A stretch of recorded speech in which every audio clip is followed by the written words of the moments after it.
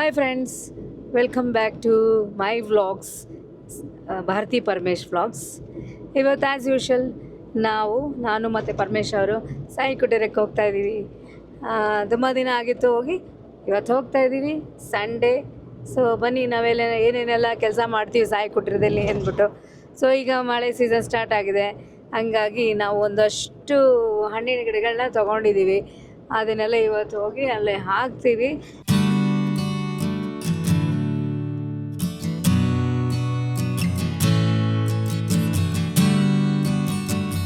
ಪ್ರತಿ ಸರಿ ಈಗ ನಾವು ನಮ್ಮ ಸಾಯಿ ಕುಟೀರಕ್ಕೆ ಹೋಗ್ಬೇಕಾದ್ರೆ ತುಂಬ ಖುಷಿ ಆಗುತ್ತೆ. ಯಾಕಂತ ಹೇಳಿದ್ರೆ ಬೆಂಗಳೂರಿನ ನಾವು ಎಷ್ಟೇ ಏನೇ ಕೆಲಸ ಮಾಡ್ತಾ ಇದ್ರು ಕೂಡ ಅದೊಂದು ಬ್ಯುಸಿ ಟೆನ್ಷನ್ ಲೈಫ್ ಇರುತ್ತೆ.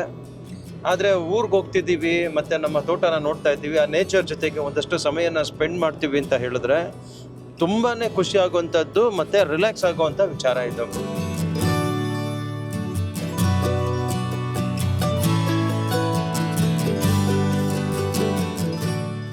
ವಾರಕ್ಕೆ ಒಂದು ದಿನ ಬಂದು ನಮ್ಮ ಫಾರ್ಮ್ ಹೌಸಲ್ಲಿ ಕೆಲಸ ಮಾಡಿದ್ರೆ ಸಾಕು, ಇಡೀ ವಾರದ ಜಿಮ್ಮು ಒಂದು ದಿವಸದಲ್ಲಿ ವರ್ಕೌಟ್ ಮಾಡಿದಷ್ಟು ಎಫರ್ಟ್ಸ್ ಇರುತ್ತೆ.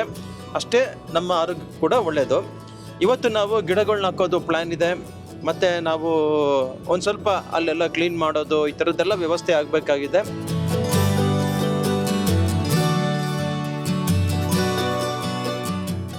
ಇದು ನಮ್ಮೂರು ಸೀಗೆಹಳ್ಳಿ ಅಂತ. ಇಲ್ಲಿ ಲೆಫ್ಟಲ್ಲಿ ಇದೆಯಲ್ಲ, ಇದು ನಮ್ಮ ಸ್ಕೂಲು. ಲೆಫ್ಟಲ್ಲಿ ಇದೆಯಲ್ಲ, ಇದು ನಾನು ಓದಿದಂಥ ಸ್ಕೂಲು. ಒಂದು ವರ್ಷ ಓದಿದೆ ಇಲ್ಲೂ ಕೂಡ. ರೈಟ್ ಸೈಡ್ ಏನಿದೆಯಲ್ಲ, ದೇವಸ್ಥಾನ. ನಮ್ಮ ಸೀಗೆಹಳ್ಳಿ ಕೆರೆ ಇದೆ, ಕೆರೆ ಪಕ್ಕದಲ್ಲಿ ಶ್ರೀ ಲಕ್ಷ್ಮೀ ದೇವಿ ಅವರ ದೇವಸ್ಥಾನ ಇದೆ. ಇಲ್ಲಿಂದ ನಾವು ರೈಟ್ ತಗೊಳ್ತೀವಿ ನಮ್ಮೂರಿಗೆ. ಕೆರೆ ಏರಿ ಪಕ್ಕದಲ್ಲಿ ರಸ್ತೆ. ಇದೊಂಥರ ಚೆನ್ನಾಗಿರುತ್ತೆ ಹೋಗ್ಬೇಕಾದ್ರೆ. ನಮ್ಮ ಹಳ್ಳಿಯಿಂದ ಅದೇ ನಿಮ್ಗೆ ಹೇಳಿದೆ, ಕರೆಕ್ಟಾಗಿ ಒಂದು 2 ಕಿಲೋಮೀಟ್ರು ಇಲ್ಲಿಂದ ನಮ್ಮ ಮಗ್ಗದಪಾಳ್ಯದಿಂದ ಸೀಗೆಹಳ್ಳಿಗೆ ಬರಬೇಕು ಅಂದರೆ. ಈ ಕೆರೆ ಏರಿ ಮೇಲೆ ನಾವು ಡೈಲಿ ನಡ್ಕೊಂಡು ಬರ್ತಾ ಇದ್ವಿ, ಆಮೇಲೆ ಶಾಲೆಗೆ ಹೋಗ್ತಾ ಇದ್ವಿ. ಸೊ ಹಾಗಾಗಿ ಈ ಕೆರೆ ಏರಿ ಅನ್ನೋದು ನನ್ನ ಚೈಲ್ಡ್ಹುಡ್ ಮೆಮೊರೀಸ್. ಈಗ ನಮ್ಮೂರು ಮಗ್ಗದಪಾಳ್ಯಕ್ಕೆ ಹೋಗ್ತಾ ಇದ್ದೀವಿ. ನನಗೆ ಇದೆಲ್ಲ ಹೊಸದು. ನನಗೆ ಪರಮೇಶ್ ಅವರ ಊರಿದೆ ಆ್ಯಕ್ಚುಲಿ. ಅವರು ನನಗೆ ಇದನ್ನೆಲ್ಲ ತೋರಿಸ್ಕೊಟ್ಟಿದ್ದು. ನಮ್ಮೂರು ಕೆರೆ ತೋರಿಸೋಣ ಈಗ, ಯಾಕಂದರೆ ಕಂಪ್ಲೀಟ್ ನಮ್ಮ ಊರನ್ನ ಪರಿಚಯ ಮಾಡಿಸ್ಕೊಡ್ಬೇಕು ಅಂತಿದ್ದೀವಿ. ಎಸ್, ಕಮಾನ್. ಇದು ಮೈನ್ ರೋಡು, ಅಲ್ಲಿಂದ ಇದು ಕೆರೆ. ನೀರು ಕಮ್ಮಿ ಆಗಿದೆ ಈಗ, ಇನ್ನೇನು ಮಳೆ ಸೀಸನ್ನು ಶುರುವಾಗ್ತಾ ಇರೋದ್ರಿಂದ ಆ ನೀರೆಲ್ಲ ತುಂಬುತ್ತೆ. ಪ್ರತಿ ಸರನು ಬಂದಾಗಲೂ ಕೂಡ ಇಲ್ಲಿ ಒಂದು ಲುಕ್ ಹಾಕೇ ಹೋಗೋದು. ನೀರು ಕಾಣಿಸಿದ ತಕ್ಷಣ ಏನೋ ಖುಷಿ ಆಗುತ್ತೆ. ಸೊ ಮಗ್ಗದಪಾಳ್ಯಕ್ಕೆ ಫಾಸ್ಟ್ ಅಟ್ರಾಕ್ಷನ್ ನಮ್ಮ ಕೆರೆ ನೀರು. ಇದು ಅರೌಂಡ್ ಒಂದು ಕಿಲೋಮೀಟ್ರ್ ಇದೆ ನಮ್ಮ ಊರಿಂದ. ಏನಪ್ಪ ಅಂತ ಹೇಳಿದ್ರೆ, ಈ ಕೆರೆ ಚೆನ್ನಾಗಿ ತುಂಬಿದ್ರೆ ನಮಗೆ ಬೋರ್ಗಳು ಎಲ್ಲದಕ್ಕೂ ನೀರು, ಇದು ಅಂತರ್ಜಲ ವೃದ್ಧಿ ಆಗೋದಕ್ಕೆ ಈ ಕೆರೆ ತುಂಬ ಸಪೋರ್ಟಿವ್ ಆಗಿದೆ. ಹಾಗಾಗಿ ಯಾವಾಗಲೂ ನಾನು ಹೇಳೋದು, ಕೆರೆಗಳನ್ನ ನಾವು ಹೂಳೆತ್ತಿಸಿ ಮತ್ತು ಮಳೆಗಾಲದಲ್ಲಿ ಅದು ನೀರಲ್ಲಿ ಚೆನ್ನಾಗಿ ತುಂಬಿಕೊಳ್ಳೋ ಥರ ಮಾಡಿದ್ರೆ ಹಳ್ಳಿಯ ಎಲ್ಲ ಬೋರ್ವೆಲ್ಗೂ ಒಳ್ಳೆಯದು. ಇದರಿಂದ ನಮ್ಮ ಅಗ್ರಿಕಲ್ಚರ್ಗೂ ಕೂಡ ತುಂಬ ಹೆಲ್ಪ್ ಆಗುತ್ತೆ. ಸೊ ಕೆರೆ ಉಳಿವು ತುಂಬ ಮುಖ್ಯ. ಕೆರೆನ ಯಾವತ್ತೂ ಕಲುಷಿತ ಮಾಡಬಾರ್ದು. ಮಾರ್ನಿಂಗ್ ವ್ಯೂ ಬೇರೆ ಅಲ್ವಾ, ನಿಮಗೆ ಸ್ಕೈ ಕೂಡ ಬ್ಲೂ ಇರುತ್ತೆ. ಕೆರೆ ನೀರು ನೋಡಿ ಸ್ವಲ್ಪ ಟ್ರಾನ್ಸ್ಪರೆನ್ಸಿ ಇದೆ, ವಾಟ್ರು ಚೆನ್ನಾಗಿದೆ. ಸೊ ಇದು ವೈಡ್ ವ್ಯೂ. ಸೊ ಇಲ್ಲಿ ತನಕ ಬಂದಿದ್ದೀವಿ. ಇದು ನಾನು ಹೇಳಿದಂತಹ ಏರಿ. ಈಗ ಯಾರು ಏರಿ ಮೇಲೆ ನಡ್ಕೊಂಡು ಹೋಗೋಕ್ಕಾಗಲ್ಲ ಅಂತ ಅನಿಸುತ್ತೆ, ಯಾಕಂದ್ರೆ ಅಷ್ಟೊಂದು ಗಿಡಗಳು ಬೆಳೆದಿದೆ. ಕಂಪ್ಲೀಟಾಗಿ ಗಿಡಗಳೇ ಕವರ್ ಆಗಿ ಹೋಗಿದೆ. ನಮ್ಮ ಊರು ಬಂದು ಮಗ್ಗದಪಾಳ್ಯ ಅಂತ. ನಾವು ಮೂಲತಃ ಕೈ ಮುಗ್ದವರು, ನಮ್ಮ ಕುಲಕಸಬಾಗಿರುತ್ತೆ. ಬೆಂಗಳೂರಿನಲ್ಲಿರೋದ್ರಿಂದ ನಾವು ಸಾಕಷ್ಟು ನಾವು ಬೇರೆ ಬೇರೆ ಕೆಲಸಗಳಿಗೆ ನಾವು ಹೊಂದ್ಕೊಂಡ್ಬಿಟ್ಟಿರ್ತೀವಿ. ಮತ್ತು ಮಗ್ಗದಪಾಳ್ಯ, ಸೀಗೆಹಳ್ಳಿ, CS ಪುರ, ತುರುವೇಕೆರೆ ತಾಲೂಕು, ತುಮಕೂರು ಡಿಸ್ಟ್ರಿಕ್ಟ್ ನಮ್ಮದು. ನಮ್ಮ ಊರಿಗೆ ಸ್ವಲ್ಪ ಅಂಗಡಿಗಳು ದೂರ ಇದೆ. ಹಾಗಾಗಿ ಒಂದು ಸ್ವಲ್ಪ ಏನಾದರೂ ತೊಗೊಳ್ಬೇಕು ಅಂತ ಹೇಳಿದ್ರೆ ಇಂಥಲ್ಲಿ ಬಂದು ನಾವು ಒಂದು 2 ಕಿಲೋಮೀಟ್ರ್ ಬಂದು ಅಂಗಡಿಗಳಲ್ಲಿ ಏನಾದರೂ ತೊಗೋಬೇಕಾಗುತ್ತೆ. ನನ್ನ ಇಂಟೆನ್ಷನ್ ಏನಂದರೆ, ಹಳ್ಳಿ ಜೀವನನ ನಿಮ್ಗೆ ತೋರಿಸ್ಬೇಕು. ಹಳ್ಳಿ ನೇಚರ್ನ ತೋರಿಸ್ಬೇಕು. ಸೊ ಹಾಗಾಗಿ ನಿಮ್ಮನ್ನು ನಾನು ಕರ್ಕೊಂಡು ಹೋಗ್ತಾಯಿದ್ದೀನಿ.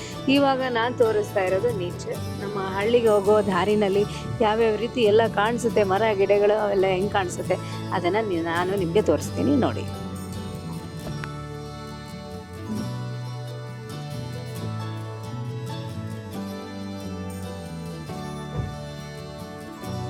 ನಾವು ಇಲ್ಲಿಂದ ನಮ್ಮ ಊರಿಂದ ಬರ್ತಾ ಸ್ವಲ್ಪ ಹಿಂಗೆ ನಾವು ಲೆಫ್ಟ್ ತೊಗೊಂಡ್ರೆ ಜಸ್ಟ್ ಇದೇ ರಸ್ತೆ. ಇದೊಂದು ಸ್ವಲ್ಪ ಕಚ್ಚಾ ರೋಡು. ಈ ಕಚ್ಚಾ ರೋಡ್ ಏನಿಲ್ಲ ಅಂತ ಹೇಳಿ ಜಸ್ಟ್ ಒಂದು ವಾಕಬಲ್ ಡಿಸ್ಟೆನ್ಸ್, ಒಂದು 1/4 ಕಿಲೋಮೀಟ್ರ್ ಅಷ್ಟೇ ಇಲ್ಲಿಂದ ನಮ್ಮ ಫಾರ್ಮ್ ಹೌಸ್ಗೆ ಹೋಗುವಂಥ ಜಾಗ.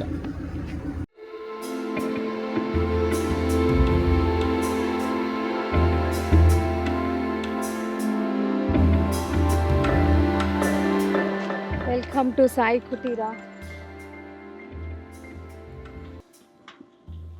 ಮಳೆ ಬಂದು ಎಲ್ಲ ಚೆನ್ನಾಗಿ ಕಾಣಿಸ್ತಾ ಇದೆ ನೇಚರ್. ಸೊ ಇದು ನಮ್ಮ ಸಾಯಿ ಕುಟೀರ. ಇವತ್ತು ಇದೊಂದು ಇದು ಗೆಣಸಿಂದು ಏನಾಗಿದೆ, ತುಂಬಾ ಬೆಳೆದ್ಬಿಟ್ಟು ಈ ಮರಗೆಣಸು ರಸ್ತೆಗೆಲ್ಲ ಅಡ್ಡ ಬಿದ್ದುಬಿಟ್ಟಿತ್ತು. ಸೊ ಇದನ್ನು ಕೂಡ ಇವತ್ತು ಕಡ್ದು ಒಂದು ಸ್ವಲ್ಪ ನೋಡಿ ಒಂದು ಟೀಕ್ ಹಾಕಿದ್ವಿ. ಇಲ್ಲಿ ಏನಾಗಿದೆ, ಟೀಕ್ ಮೇಲೆ ಈ ಮರಗೆಣಸು ಬಿದ್ದೋಗ್ಬಿಟ್ಟು ಇದು ಬೆಂಡಾಗಿದೆ. ಇವಾಗ ಇದನ್ನು ರಿಮೂವ್ ಮಾಡಬೇಕು. ಈಗ ರಿಮೂವ್ ಮಾಡ್ತಾ ಇದ್ದೀನಿ. ಎತ್ತು ಕಟ್ಟೋದಕ್ಕೂ ಆಗಲ್ಲ ಇದು, ಯಾಕಂದರೆ ತುಂಬ ದೊಡ್ಡದು ಗೆಣಸು. ಎಸ್,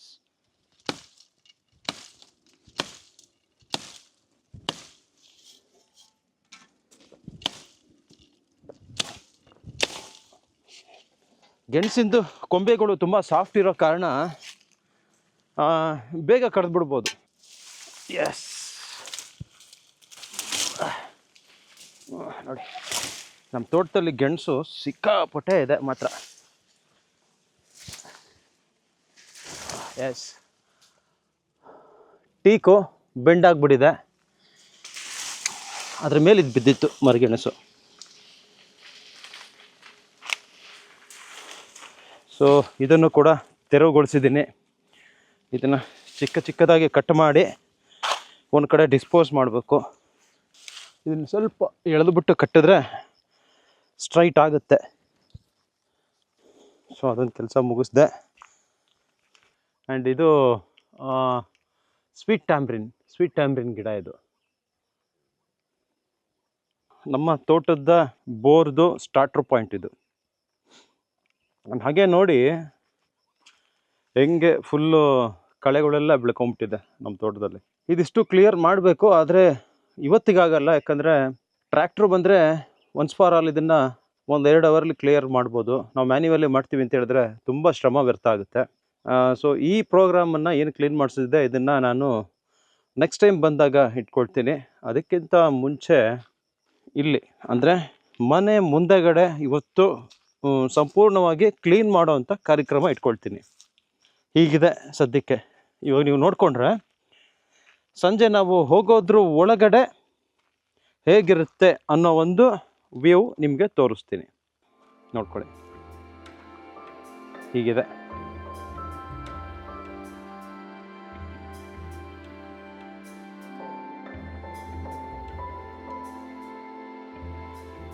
ಮನೇನು ನಮ್ಮದು ಸ್ವಲ್ಪ ಅರ್ಧಂಬರ್ಧ ಆಗಿದೆ, ಅದೊಂದು ಕಂಪ್ಲೀಟ್ ಆಗಬೇಕು.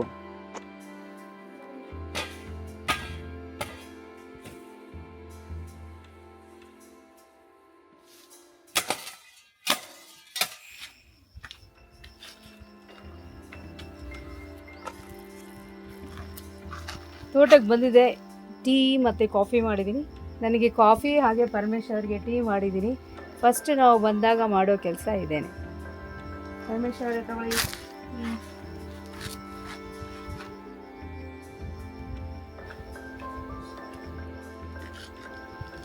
ನೋಡಿ, ಮನೆಯಲ್ಲಿ ಬೆಂಗಳೂರಿನಲ್ಲಿ ಯಾವಾಗಲೂ ಟೀ ಕಾಫಿ ಊಟ ಸಾಮಾನ್ಯವಾಗಿರುತ್ತೆ. ಆದರೆ ನಮ್ಮ ಹಳ್ಳಿಗೆ ನಮ್ಮದೇ ಆದ ತೋಟಕ್ಕೆ ಬಂದು ಈ ಪರಿಸರದಲ್ಲಿ ಕೂತು ಈ ತಣ್ಣನೆ ಗಾಳಿ ಹಾಗೂ ಮತ್ತೆ ಏನಿದೆ ಈ ಒಂದು ಸ್ಮೆಲ್, ಯಾಕಂತ ಹೇಳಿದ್ರೆ ಪ್ರಕೃತಿಯ ಒಂದು ಸ್ಮೆಲ್, ಆ ಗಿಡಗಳದ್ದು ಮತ್ತೆ ಹೂಗಳದ್ದು, ಇದರ ನಡುವೆ ಕೂತ್ಕೊಂಡು ಟೀ ಕುಡಿಯೋದಿದೆಯಲ್ಲ, ಇದು ಮಜಾನೇ ಬೇರೆ.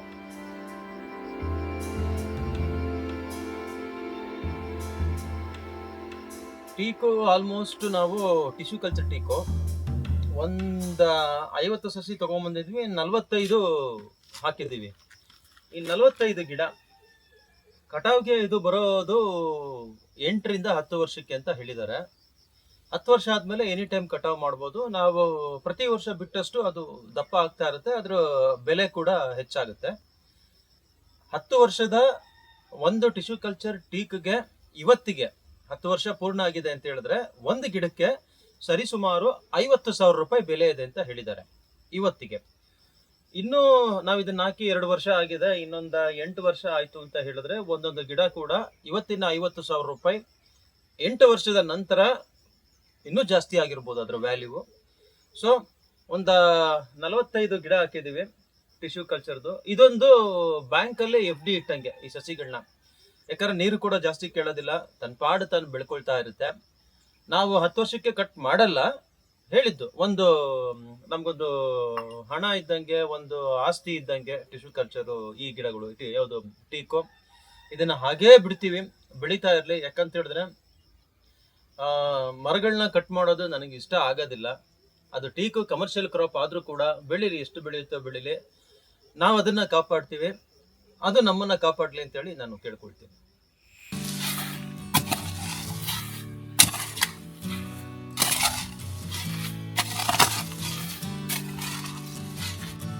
ಸೊ ಅಲ್ಲಲ್ಲಿ ಮಿಡ್ಲಲ್ಲಿ ನಾವು ಬಾರ್ಡ್ರಲ್ಲಿ ಗಿಡಗಳನ್ನ ಹಾಕ್ತಾ ಇದ್ದೀವಿ. ಈಗ ನಾನು ಲವಂಗದ ಗಿಡ ಹಾಕ್ತಾ ಇದ್ದೀನಿ.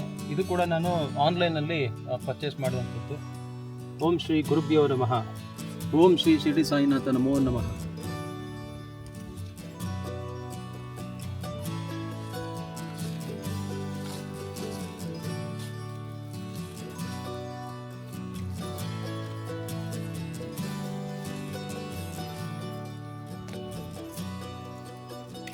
ತೋಟದಲ್ಲೆಲ್ಲ ಆ ಕಡೆ ಕಳೆ ಬೆಳೆದಿತ್ತು ನೋಡಿ. ಪರಮೇಶ್ ಅವರು ಎಷ್ಟೆಲ್ಲ ಕ್ಲೀನ್ ಮಾಡಿದ್ದಾರೆ. ಬೇಲಿ ಸೈಡು ಒಂದು ಕಡೆಯಿಂದ ಕ್ಲೀನ್ ಮಾಡ್ತಾಯಿದ್ದೀವಿ. ಪರಮೇಶ್ ಅವರು ನಾನು ಸೇರ್ಕೊಂಡು ಇಷ್ಟೆಲ್ಲ ಕ್ಲೀನ್ ಮಾಡಿದ್ದೀವಿ. ಎಷ್ಟು ಚೆನ್ನಾಗಿ ಕಾಣಿಸ್ತಾ ಇದೆಯಲ್ಲ. ಆ್ಯಕ್ಚುಲಿ ಇದೆಲ್ಲ ಟ್ರ್ಯಾಕ್ಟ್ರಲ್ಲಿ ಮಾಡಿಸ್ತಾರೆ, ನಮಗೆ ಯಾರೂ ಸಿಗದೇ ಇರೋದಕ್ಕೆ ನಾವೇ ಮಾಡ್ತಾಯಿದ್ದೀವಿ.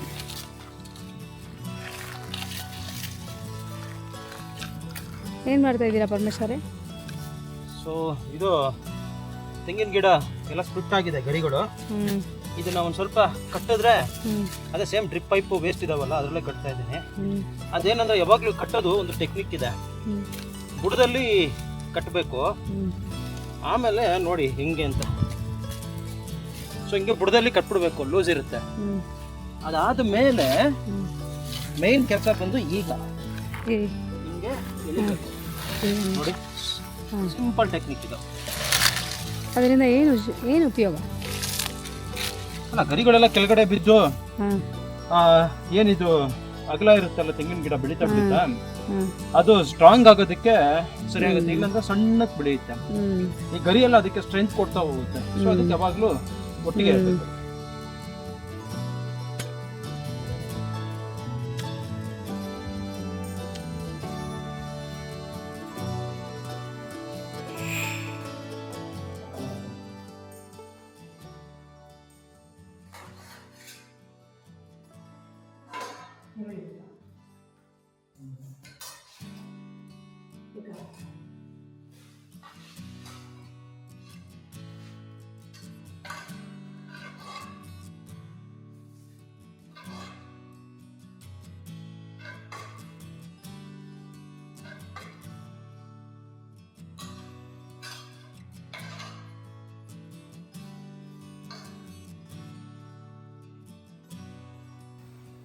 ನಮ್ಮ ಮಧ್ಯಾಹ್ನದ ಊಟ ಬೇಳೆ ಸಾರು, ಅನ್ನ, ಪುಳಿಯೋಗರೆ ಬೆಳಗ್ಗೆ ಮಾಡಿದ್ದು ಮಿಕ್ಕಿದ್ದು, ಸಂಡಿಗೆ, ಹಾಗೆ ಮಿಕ್ಸ್ಚರ್.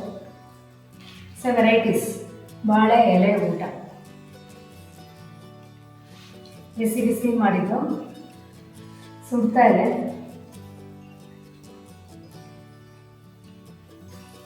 ಹಿಂಗಿದೆ ತುಂಬ ಚೆನ್ನಾಗಿದೆ. ಕೆಲಸ ಮಾಡ್ತಾ ಇದ್ದಾಗ ತುಂಬ ಹೊಟ್ಟೆ ಹಸ್ಬಿಟ್ಟಿರುತ್ತೆ, ಹಂಗಾಗಿ ಏನು ಮಾತಾಡೋಕ್ಕಾಗದೆ ಫಸ್ಟು ಊಟ ಮಾಡ್ತಾ ಇದ್ದೀವಿ. ಏನೇ ಹಾಕಿ ಮಾಡಿದ್ರು ಹೆಂಗೆ ಮಾಡಿದ್ರು ತೋಟದಲ್ಲಿ ಊಟ ಅವಾಗಲೂ ಕೂಡ ಚೆನ್ನಾಗಿದೆ. ಫ್ರೆಶ್ ಮಾಡಿ ಬಾಡಿ ಎಲ್ಲ ಪೈನ್ ಬಂದ್ರೂ ಕೂಡ, ಯಾಕಂದ್ರೆ ಅಷ್ಟೊಂದು ಕೆಲಸ ಮಾಡ್ತೀವಿ, ಏಕಾಏಕಿ ನಾವು ವಾರಕ್ಕೊಂದ್ಸರಿ ಬಂದು ಇಡೀ ಒಂದು ವಾರದ ಕೆಲಸ ಎಲ್ಲ ಒಟ್ಟಿಗೆ ಮಾಡೋದಕ್ಕೆ ಹೋಗ್ತೀವಿ. ಹಾಗಾಗಿ ತುಂಬ ಸ್ಟ್ರೈನ್ ಆಗುತ್ತೆ.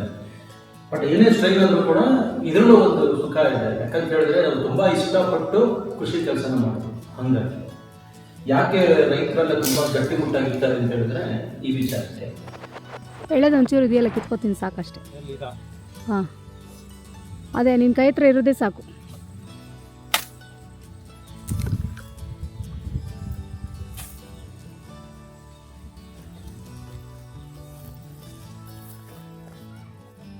ಈಗ ನಾನು ಹೋಗಿ ನುಗ್ಗೆಕಾಯಿ ಮತ್ತು ನುಗ್ಗೆ ಸೊಪ್ಪನ್ನ ಎತ್ಕೋತೀನಿ.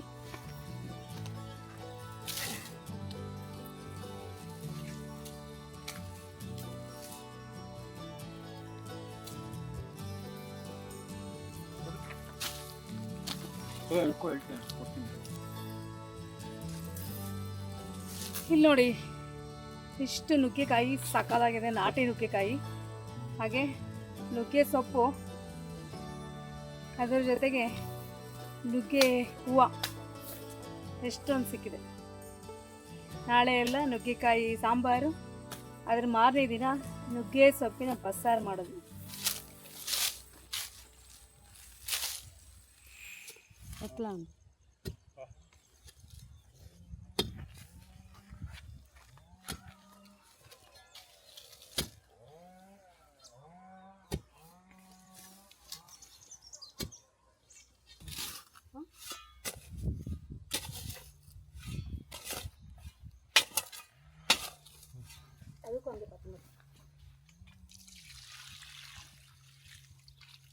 ಇಲ್ಲಿಗೆ ನಮ್ಮ ಡೇ ಎಂಡ್ ಆಗ್ತಾ ಇದೆ.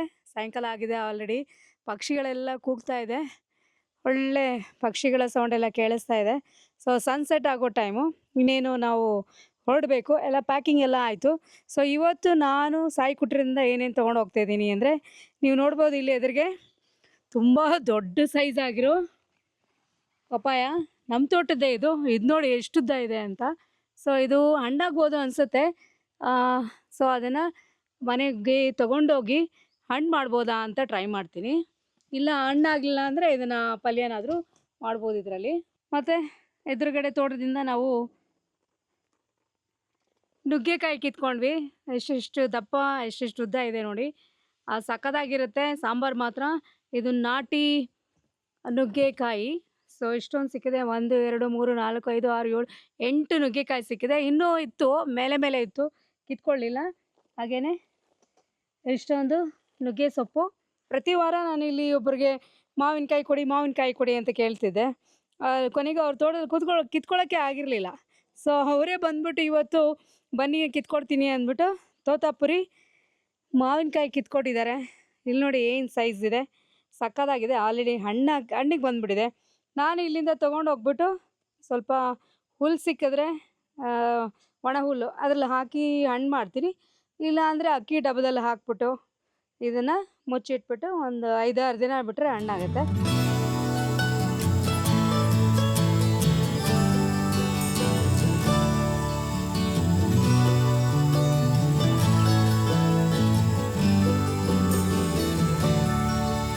ಒಂದಷ್ಟು ಶ್ರಮದ ಕೆಲಸ ಆದಮೇಲೆ ನಾವು ಬೆಂಗಳೂರಿಗೆ ಹೊರಡೋದಕ್ಕೆ ವಾಪಸ್ ಅಂತ ರೆಡಿಯಾಗಿದ್ದೇವೆ. ಈಗ ಒಂದು ಕಾಫಿಯನ್ನು ಕುಡಿದು ನಾವು ಇಲ್ಲಿಂದ ಈಗ ಸಾಯಂಕಾಲ ಈ ಥರ ತೋಟದಲ್ಲಿ ಬಿಸಿ ಕಾಫಿ ಕುಡಿತಾ ಇದ್ರೆ, ಆಕಾಶ ನೋಡಿಕೊಂಡು, ಪಕ್ಷಿಗಳು ನೋಡಿಕೊಂಡು, ಸುತ್ತಮುತ್ತ ಗಿಡಗಳು ನೋಡಿಕೊಂಡು ಕುಡಿತಾ ಇದ್ರೆ ಆಹಾ ಸೂಪರ್.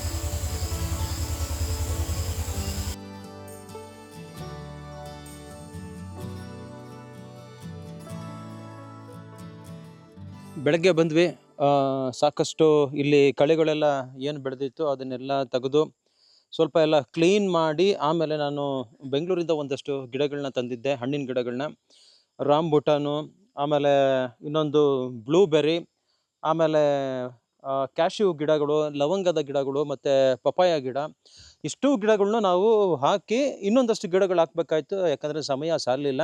ನಾವು ಆದಷ್ಟು ಬೇಗ, ಯಾಕಂತ ಹೇಳಿದ್ರೆ ಆಲ್ರೆಡಿ ಈಗ ಸಂಜೆ ಆಗ್ತಾ ಇದೆ, ಒಂದು 6:30 ಆಗಿದೆ ಈಗ.